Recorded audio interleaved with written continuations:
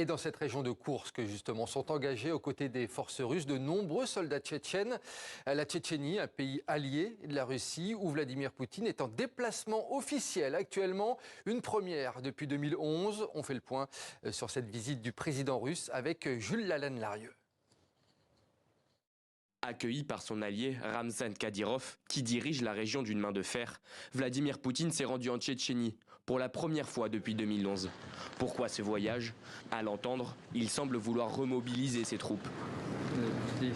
C'est une chose de tirer dans un stand de tir ici, et une autre de mettre sa vie et sa santé en danger. Et vous avez le besoin intérieur de défendre la patrie et le courage de prendre une telle décision.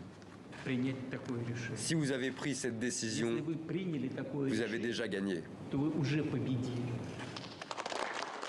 Les relations entre la Russie et la Tchétchénie ont longtemps été difficiles, notamment en raison des nombreux conflits entre Grozny et le Kremlin.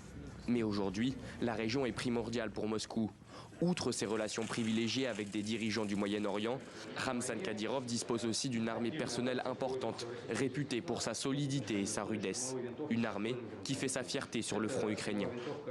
Nous avons déployé plus de 47 000 combattants dans la zone d'opération militaire spéciale, dont environ 19 000 volontaires.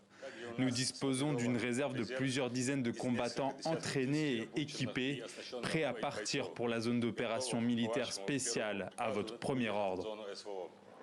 Plus tôt dans la journée, Vladimir Poutine s'est rendu à Beslan, en Ossétie du Nord. En 2004, la ville avait été le théâtre d'une prise d'otages. Des terroristes séparatistes tchétchènes avaient assiégé une école pendant 3 jours. Une explosion dont l'origine est toujours inconnue avait provoqué un mouvement de panique. Surpris, le commando avait alors ouvert le feu, faisant près de 330 morts, dont 186 enfants. Une école devenue un lieu de mémoire qu'a visité Vladimir Poutine. Il le dit lui-même, cet événement restera une douleur personnelle gravée à vie. Il y aura fallu 20 ans avant de venir se recueillir à Beslan.